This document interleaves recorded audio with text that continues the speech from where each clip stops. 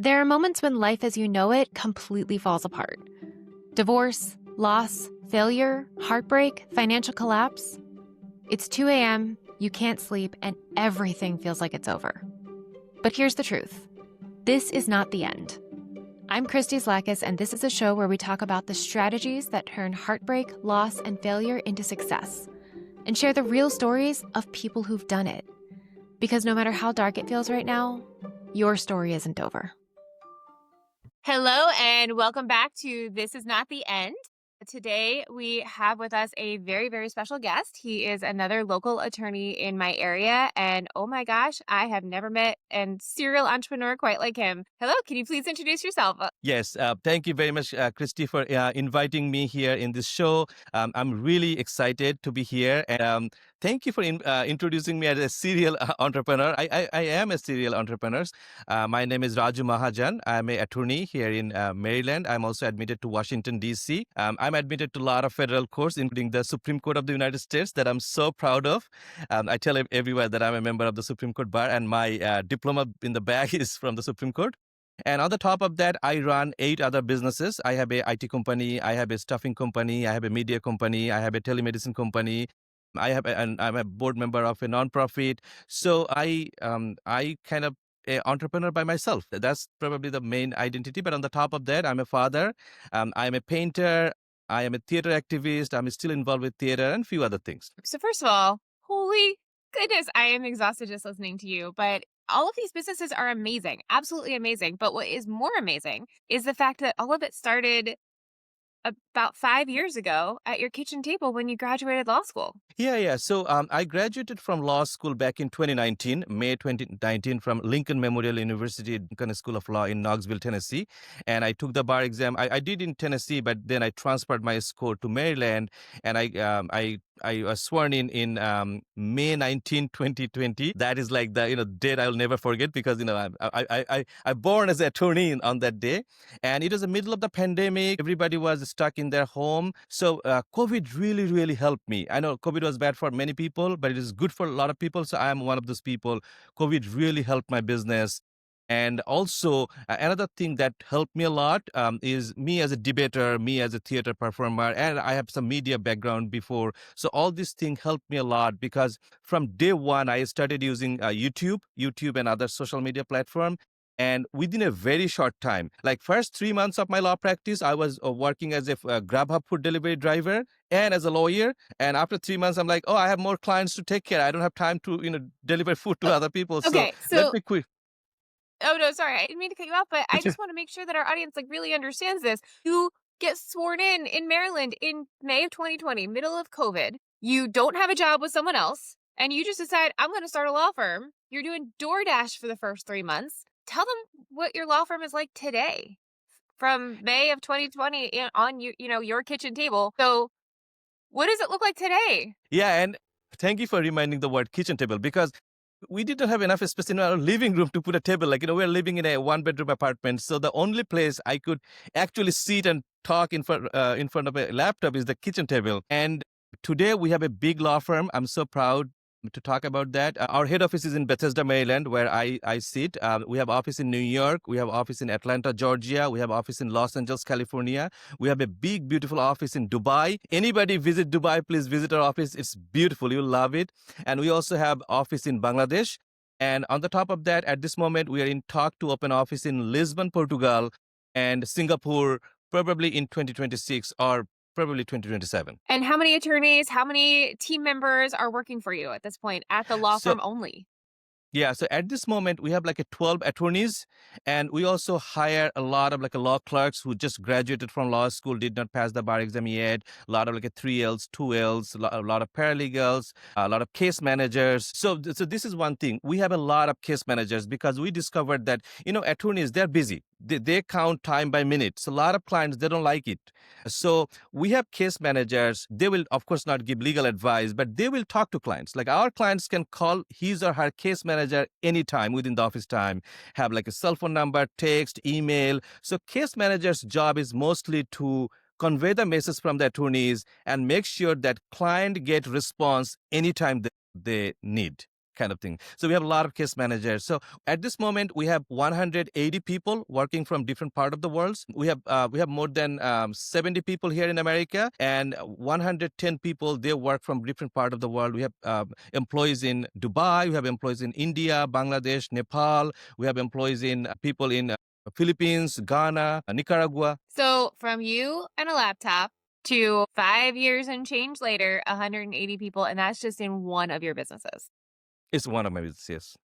I mean, I know the law firm is the main one, but that is absolutely, absolutely amazing. I do want to hear more about your entrepreneurial, journey a little bit later in the episode, but what blew my mind, and when you reached out to me, you reached out to me on Facebook via DM and told me your story. When you heard I was starting this podcast, what blows my mind even more than accomplishing all of that in the last 5 years is what happened to you before you became a lawyer. Yeah, and that thing, So yeah, please go ahead. I was gonna say, can you tell our audience what happened about your journey just to become a lawyer, to have the opportunity to grow a business like this? Exactly. And a lot of people, when they see my success, they're like, oh, wow, your life is like, on the bed of roses. It's not like that. I had a lot of like tough time in my life. So I was telling you, so I moved to America back in 2011 to get my undergrad, like half of the undergrad. And then I went to Master's in Media Studies program. Initially, I had no plan to be a lawyer. I had no idea. I don't have any family members. So one of my friends inspired me, and I took the LSAT. I did not do very good in the first attempt. In the second attempt is better than the first attempt, but it's still not super great. So I got admission to Suffolk University Law School in Boston, and I was super excited. I was so excited because I'm like, oh, finally, I'm becoming like a lawyer. I'm becoming something big. So the funny thing is, on the day one, they had a orientation program. And in the orientation program, there was a class, there was like a teaching about how to write, how to read in law school. And I did not join that program because I thought it's an orientation. They're going to encourage us, do all the good things. You'll be a good lawyer, you'll serve the country kind of things. So I did not go to that class. There were some vendors outside giving like, mugs and, pens, pads. I was collecting those things from the vendors. And then in the actual class, after that, all of our professors are talking about Iraq. And this is 2015, and I thought they're talking about the country Iraq. Oh, Not goodness. yeah, For those not like non-lawyers who are listening, that's a rubric that lawyers use to figure out how to present arguments. It's Iraq, and you thought it was a country. That's exactly. And professors will always refer to Iraq, and I'm like, probably they're talking about the country. And this is 2015, immediately before the yeah. 2016 election. I'm like, oh, this is because of the election politics. And Boston is a very politically, conscious city. So I thought, oh, they're talking about the Iraq. So I had no idea how to write, how to read a case, how to brief anything. I was just going to class, and in law school, professors they just tell the story, and you have to figure out what is the law, how to apply it, another thing. So in my first semester, I did very, very bad, and I was kicked out of Suffolk University Law School. And I never Ugh. thought, I would never thought that I would be kicked out of school in my life, because I was never like a super genius student, but I was never that bad student either. Like my credential is fairly good, and it like this is the first time I realized that, oh my goodness. And that in legal world, everything matters. Like all this small credential, like you were kicked out of law school, this is a big deal. This is a And huge deal. this is a I've huge heard thing, that yeah. happen to other people. Like some law schools routinely, after the 1L, they routinely drop a bottom percentage of their class. And I'm so sorry that happened to you. Exactly.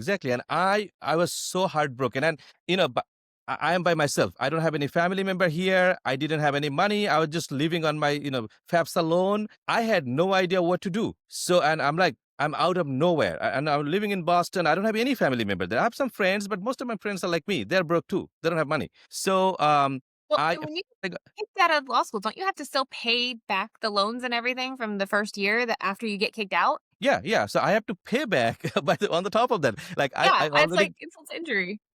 Yeah, but the thing is, you have 6 months. You have 6 months before this loan payment start paying. So I was not worried about payment at this moment. I was worried about food, like what I'm going to eat, how I'm going to pay my rent.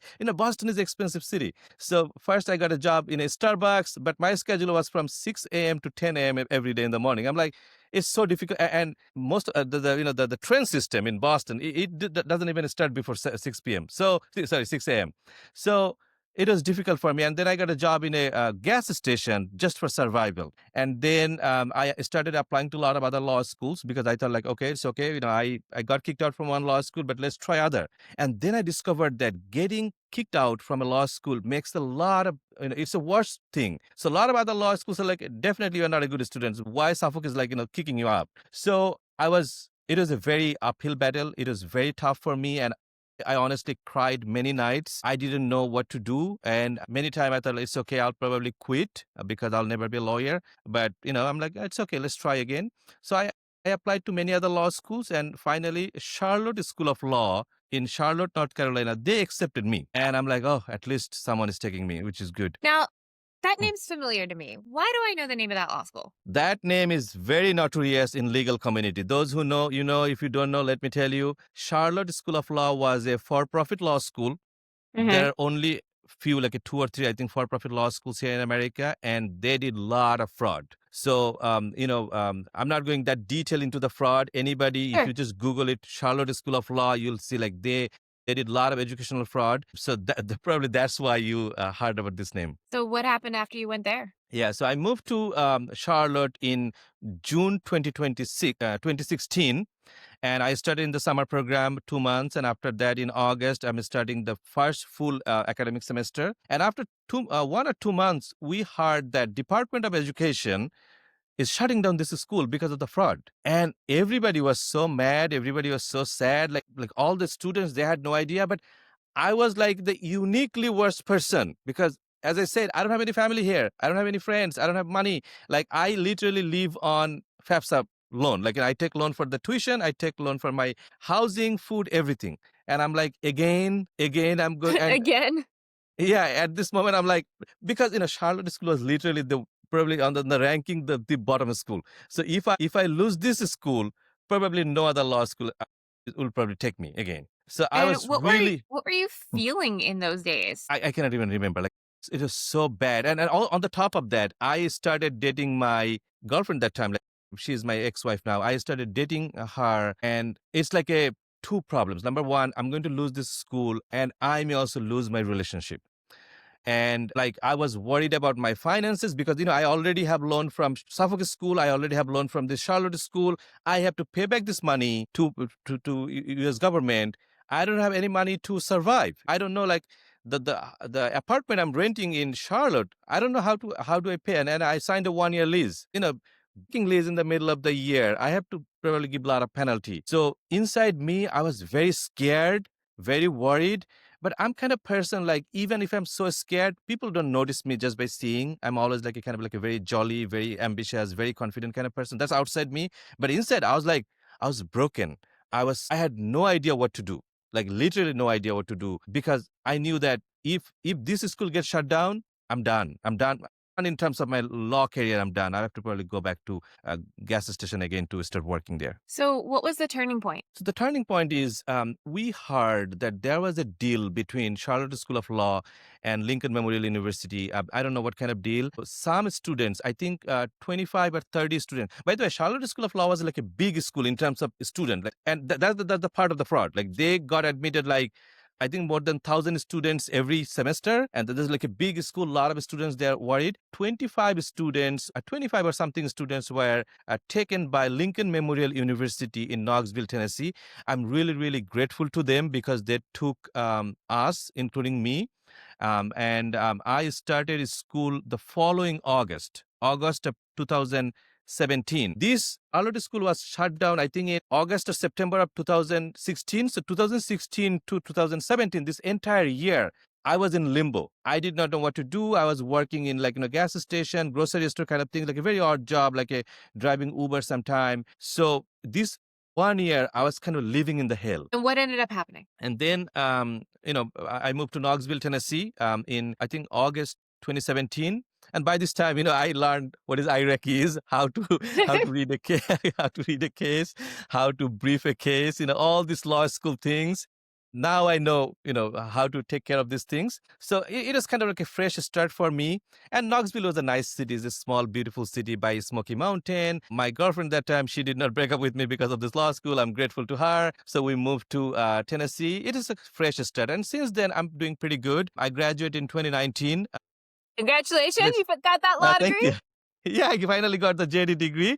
I'm so happy. And as I said, I'm never a super genius student, but not a super bad student either. My grade was pretty good. And especially in trial, I did great in trial classes. I took 2 trial classes and I got A+ in both classes. So I love all of that. And then you had yet another, I'm not going to say setback, I'm going to say a challenge in front of you. You graduated in the middle of the pandemic when law firms were laying off lawyers. Yes. And So that, yeah, please. how did you decide to just start your own law firm at your kitchen table? Yeah, so I graduated and then I took the bar exam. I took the bar exam in July 2019. So the score I got, it's not a passing score for Tennessee. I took the bar exam in Tennessee. It's not a passing score for Tennessee, but it's a passing score for Maryland, DC, and most of the other states. And I always had a plan to move to DC anyway. So I was not very sad about that. I celebrated, I passed the bar exam, even though I did not pass the bar exam where I took the exam. So immediately after I requested transferring the score to Maryland, and it took almost a year. I was surprised, like just transferring my score, they had to do the whole character and fitness again. I'm like, damn. And the funny story is, immediately after my master's from West Virginia, I used to work in a McDonald's for a few months. So, in character and fitness, you have to disclose all the employers and they Yes. will do background. When NCBE, I think they call it NCBE, they reached out to the McDonald's. They said, he was arrested. I was never arrested. And NCBE reached out to me in my character fitness evaluation, like, hey, Oh my gosh. McDonald's said you were arrested, but you did not say that. I'm like, no, I was never arrested. So I had to give a notarized sworn statement that I was never arrested. And then later, when I go to Charleston, West Virginia, and talk to the manager, I said, hey, my credential authority, they reached out to you and someone said I was arrested. Why? Like, I was never arrested. He said, they probably did not notice you, recognize you, and most of the people who work in McDonald's, they got arrested anyway. Oh my God. So I'm like, so that was another thing, like in my career. I'm like, oh my goodness, I have to do this whole NCBE credential again. And So this time I called McDonald's and said, hey, they're doing character fitness again. They may reach out to you. Please do not say that I was arrested. I was never arrested. So this time the manager wrote my name, phone number, and everything, and he made sure that this time they report NCBE properly. So it took whole 1 year, and finally May 19, 2020, I was sworn in as an attorney in the great state of Maryland, and I'm so proud of that. so what did you do during that year while you were just kind of waiting? I was working for Grubhub. So I took the whole time off for my bar preparation and bar exam from May to July. And immediately after my bar exam, I started full-time as a food delivery worker, mostly Grubhub, some DoorDash too, but mostly Grubhub. And me and my then girlfriend, we were living in Knoxville, Tennessee. So Tennessee is a nice place. We made like a decent money from food delivery. And so even when I was sworn in as the attorney in Maryland, I was still living in Tennessee, in Knoxville. So I was sworn in online, which is another great thing because of the pandemic. I was sworn in our living room. Whatever it takes. You finally made it. Finally Got your work made it. hard. And then, now I'm an admitted attorney. I started applying for a job. So some of the jobs that I got, I didn't like it. It doesn't pay good, and I have to travel in the middle of the pandemic. And my girlfriend, but by this time she was my wife. She was pregnant, so I cannot leave her in the middle of the pandemic. And some of the jobs that I really like a federal jobs, working from home, I didn't get it. So I'm like, it's okay. I'll keep searching for a job, but let me start my own law firm. So I registered my LLC, and then I started practicing my home. I started advertising in Facebook, YouTube, LinkedIn, all the places. I was still doing food delivery and getting clients. So it was kind of like I'm a full-time food delivery worker, part-time attorney. But from the day one, I started becoming like a famous attorney in online world, in Facebook and YouTube kind of world, and I'm getting a lot of clients. So after 3 months, I stopped working as a food delivery because I have more clients to take care. So you told me, on YouTube, Facebook, all of those things. You have a media background, but how did you start? Was that also from the kitchen table, or what did you do for that? Pretty much, yeah. Like this, the way I'm talking. Actually, at this moment, I'm sitting on my kitchen table too, in my apartment too. So yes. So From day one, I'm like, I'm an attorney. If I have to get clients, I have to convey my message to the people. And the best way to convey message to the people is YouTube, Facebook anyway. Plus, this is a pandemic. So everybody's like at home. So from day one, I opened my own channel. I opened like a Facebook page, another thing.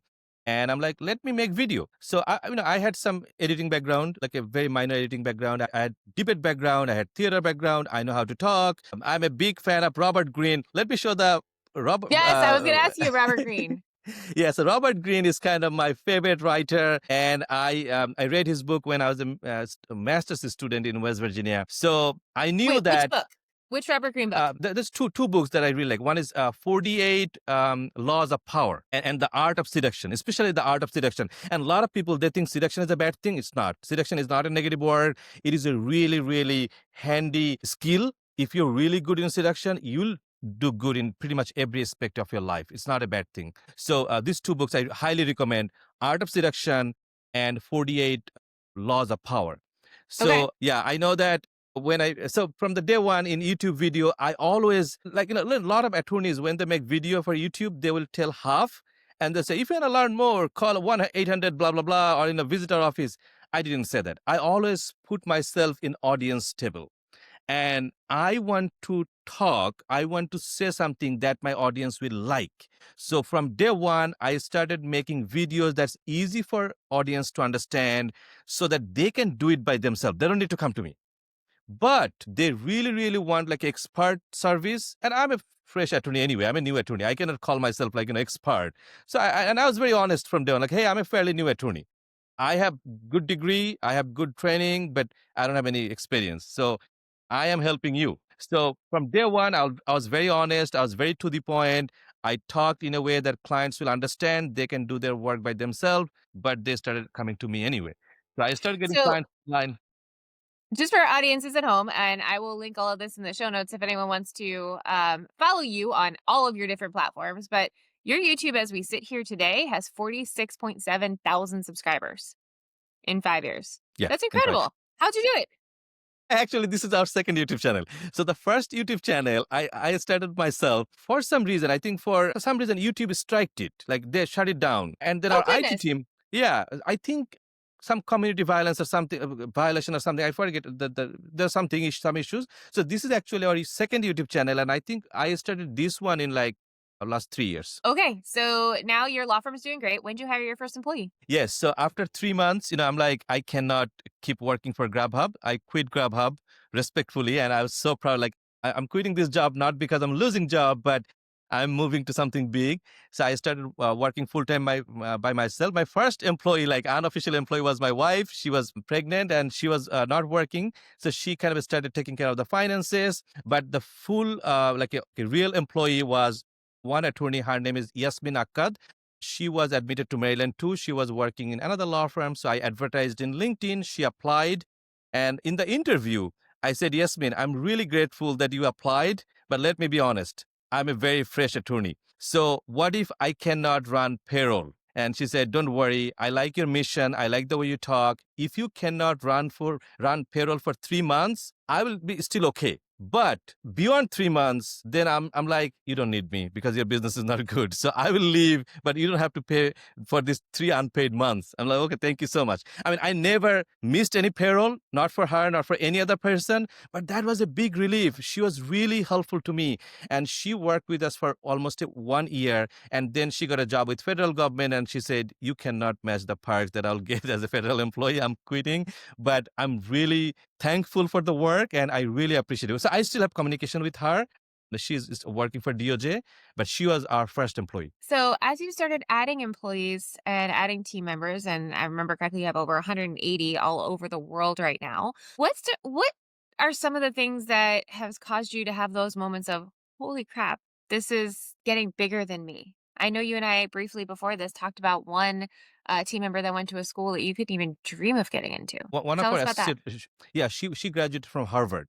And she joined. I had associates before, graduate from NYU Law School. I have associates from George Washington, Georgetown, like all the big schools.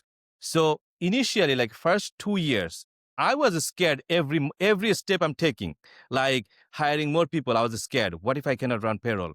We are like renting an office space in Washington, D.C. What if I cannot pay the rent?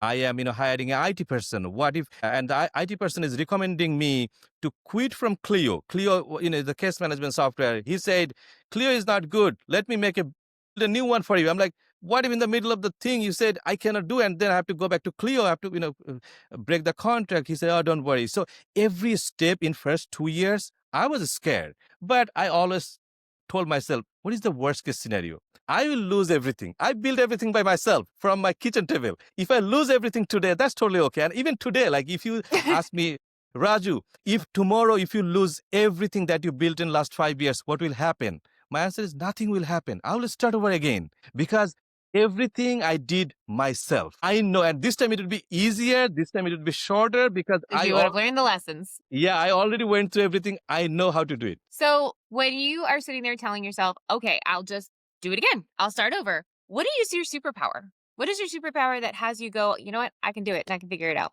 So And I can do it better the second time around. Yeah, multiple superpowers. It depends on the sector. So let's say for entrepreneurs, I'd say two things. You must have two very basic things in you. Number one, that I learned from Robert Greene, like always pay attention to your client, pay attention to your people. Like no matter it's your employee, it's friends, family, your YouTube viewers, whatever your audience, always pay attention to them, whatever they want. You support them. You create some value for them. That's number one. Number two is you as an entrepreneur, there's always risk for losing. That's the integral part being an entrepreneur. So if you're an entrepreneur, you have to take that risk. If you cannot take risk, please do not be an entrepreneur. So these two things I think superpower for all entrepreneurs. But on the top of that, when I hire people, I try to hire honest people, especially for leadership role, like a top position. I do not need like a super genius people. I do not need like a, like great something. I need honest people. If they're honest, she and I, we can make things work. So honesty is literally the best thing for colleagues and especially leadership position. In terms of business, I always like to take some risk. I say calculated kind of risk. You don't have to take like a wild risk, but calculated risk, that's another thing I think I would recommend everybody to take. So the worst thing you can do in your life is not taking the risk. I encourage everybody, whatever you do, you can be artist, you can be musician, you can be like a Grab driver, Uber driver. Please take little calculated risk. If you do not take risk, there'll be no change in your life. I love that. So I want to go back to something you just said. Your IT guy recommended that you drop Clio. And for those listening who are not lawyers, Clio is one of the big powerhouse case management softwares. I mean, full transparency, Z Family Law runs on Clio. I love Clio. The idea of giving up Clio gives me cold sweats just thinking about it. But you did it. And then you turn it into something else. Tell us that story. Yeah, so this is a funny thing. All the IT people, anytime you hire a new person, they will come up with a lot of new advice, which 180 opposite of the previous IT guy advised you. So lawyers are the same way. We all have yeah, exactly. Lawyers are the same way. So when he said, I'm like, another IT person saying something like, I have to quit. Clio is like literally the industry leader. What do I do if I quit? And I said, let's keep the Clio for a few months. You develop something. I will, examine it. I'll test it, and then I'll quit Clio.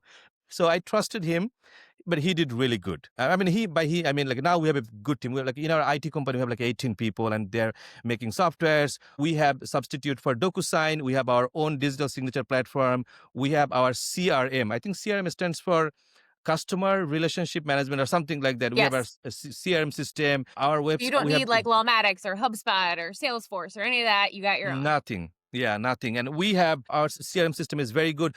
Most of our employees, they work from home. They work from all over the world. So we have a very good like a login system. We have a very good tracking system, what they're doing, when they're taking break or something. So our everything is in a nice system. So everything is digital. Everything is nice. And I even don't need to know what Mr. X from Philippines is doing at this moment or Miss Y from Ghana is doing at this moment. Everything is tracked and and it's good for them too. It's not that, we do. So me as an entrepreneur, I always make sure that we treat people good because in a business, like a law is a very people-oriented business. You have to treat your people very good so that they respect you, they like your work so that they stay here.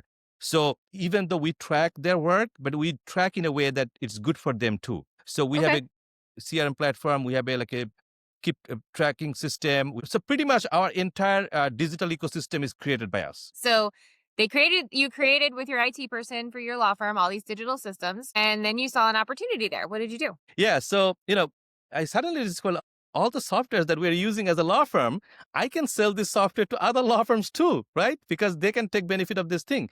But me as an attorney, number one, probably I may not sell softwares from my law firm. And even if I can, it doesn't look good that, oh, that immigration law firm, they also sell softwares. So instead of selling softwares from the law firm, I separated our IT department and formed into an independent IT company. And the people who are doing good in our law firm, especially those who are not law background people, they cannot be our partner in law firm. So I made them partner in the law firm, in the IT company. So I own 30% share, and another 70% I give to our IT people and other folks who are doing good in our firm. So now they know that this is not just a simple job. This is our career. Like I own a company in this ecosystem. So we have a kind of group. We named the group United Friends Organization, UFO. So they know that I work in the law firm as an employee, but I am a shareholder of an IT company that is part of UFO. Love that. I will tell you, I have a lot of non-attorneys on my leadership team. And, I've always tried to figure out unique ways to work with them, especially who I consider my business partner, Megan. She is not a lawyer. She started Z Family Law with me from day one.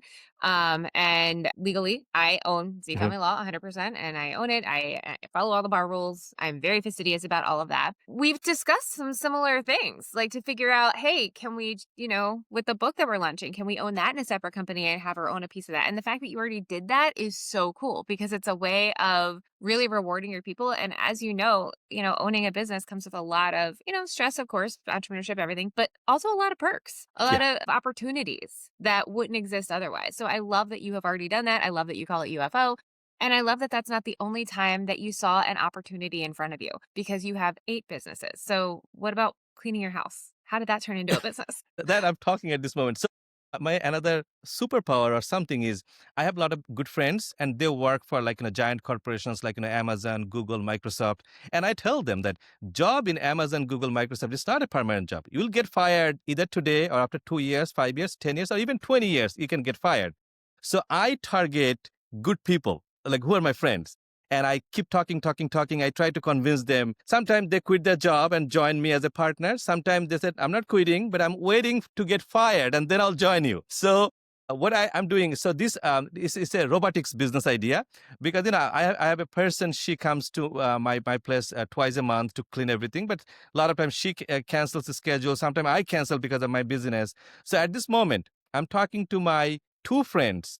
Both of them work for Amazon to launch a robotics company. We will build robots that will be like a kind of like a house cleaner. The robots will be able to clean your dishes. They'll be able to do your laundry, fold your clothes, like clean everything. And so that's the thing we're talking at this moment. Hopefully sometime soon, like within 2 years, we'll be able to launch robots here in America. Friend that you used to call when you needed advice on what cold medicine to buy. Exactly. So, like at this moment, I'm coughing a little bit. So sometime when I'm sick, and it's not that big sick. It's like a tiny sick.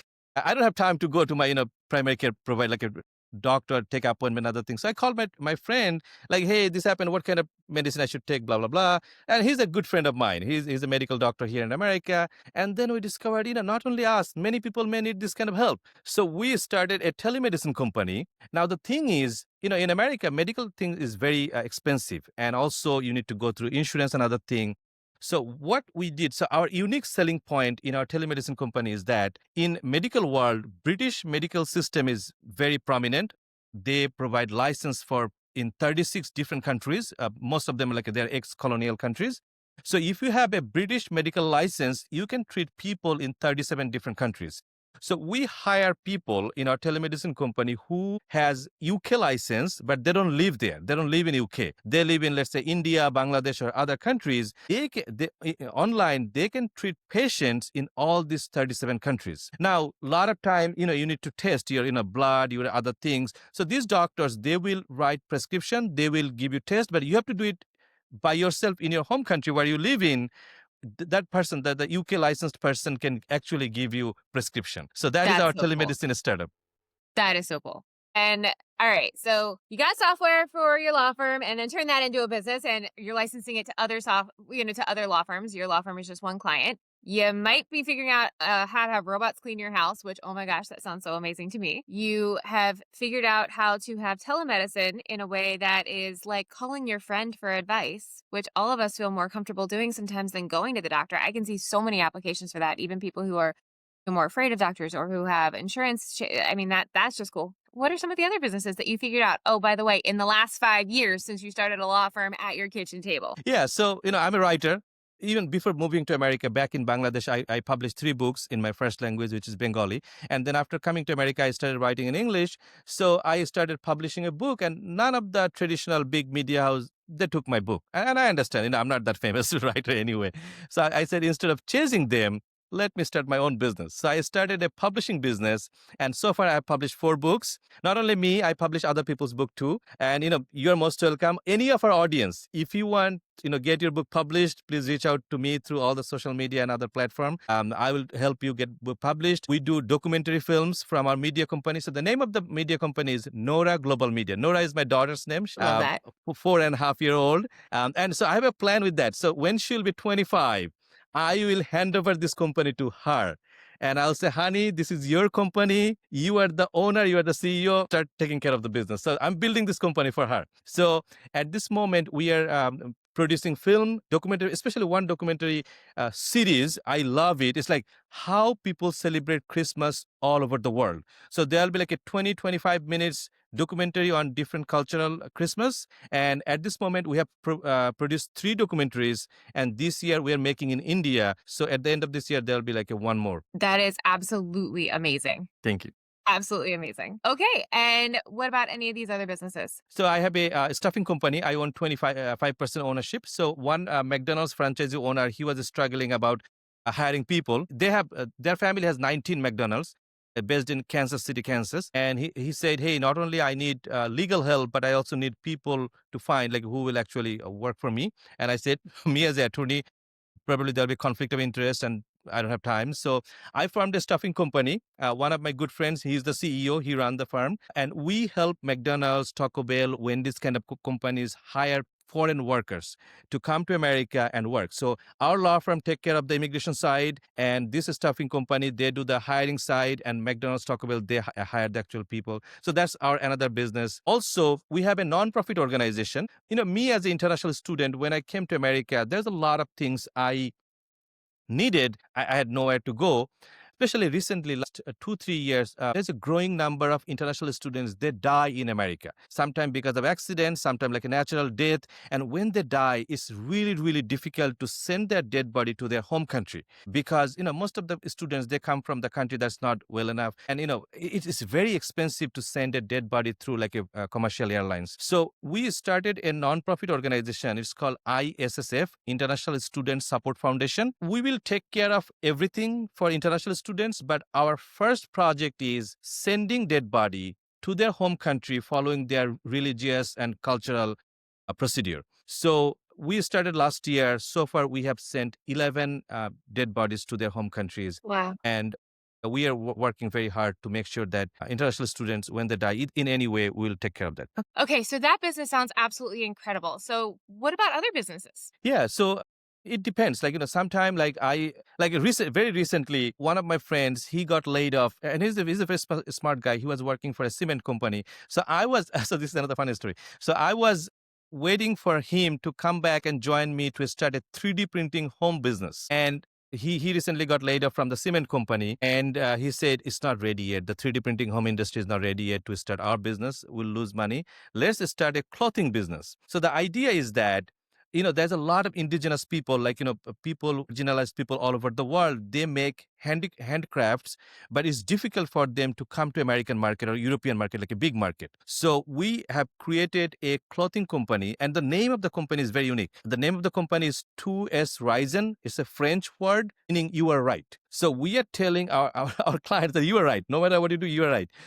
So it's a clothing company. We are bringing clothes from indigenous people, handicrafts from indigenous people, marginalized people from all over the world, and selling in American market, European market. So this this is a company we recently formed. So this is one thing. Sometimes I even forget like how many, what are the other companies. So yeah, those are the companies I'm taking care of at this moment. I love all of that. So all this started because you came here, went to undergrad, decided to go to law school, got kicked out of law school, went to a for-profit law school that shut down lawsuits and everything else, went to another law school, didn't pass the bar exactly on the first try, at the state you I took did. it in anyway, had to transfer Yeah. your scores, had to go through character and fitness twice, did DoorDash, worked McDonald's, all of these different things. What I want to know is, when you look back now, how has that season shaped the person who you've become? That is a very good question. And I tell that everybody, every single thing, my time in McDonald's, my time in DoorDash, even my time as a homeless person few days, everything helps me. All the things, combining everything, that's a total me.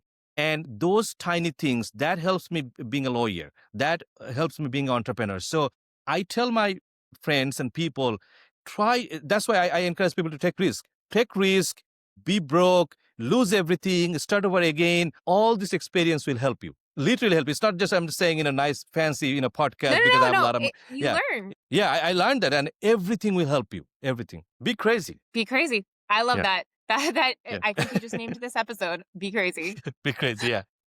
Okay, so if you could finish this sentence, how would you finish it?